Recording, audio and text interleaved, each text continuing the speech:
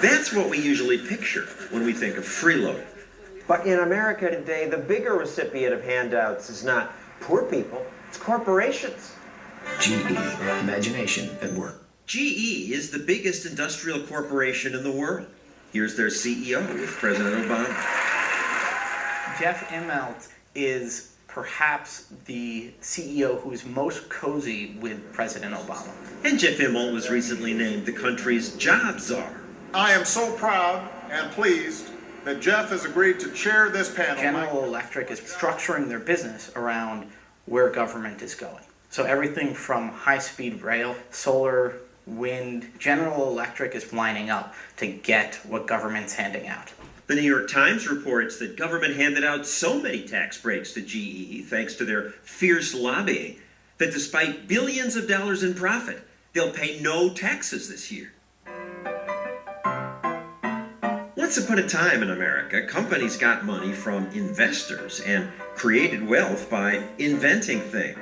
25 years ago, my friends and I started with nothing but an idea. Microsoft did that. They started with nothing and created billions in shareholder wealth. But then, Microsoft is free to compete and compete aggressively, but not unlawfully. the government sued Microsoft for offering people free software. At the time, Microsoft spent exactly $0 on lobbying. They were busy changing the world. They were busy creating a computer revolution and helping the internet revolution. And for that, they got drawn into court. They spent millions and hundreds of millions defending themselves against the Justice Department.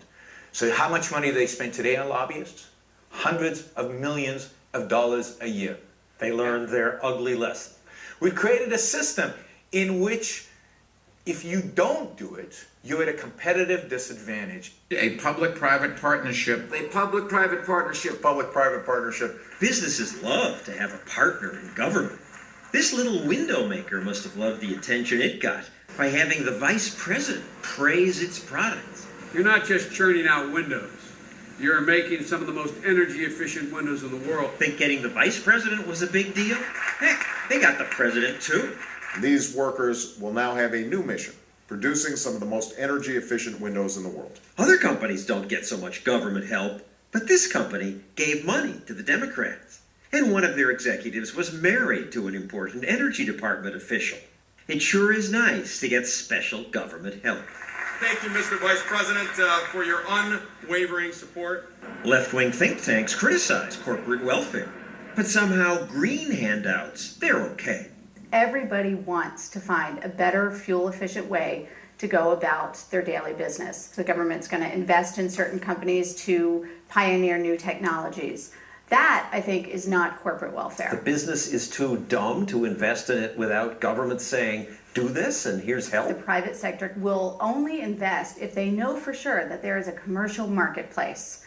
But you say everybody wants these things. Isn't that enough incentive for private, greedy businesses to make it? The free market does not know anything unless we all collect our interests and say this is of national import to us. Central planning does not work. It doesn't work in any industry. It doesn't work in any kind of economy. But since they're going to centrally plan, they'll give out special favors to the politically savvy people who are best at lobbying for them. Of at least $200 million is needed. And so the government pours billions of your dollars into projects like the Roscoe Wind Farm in Texas.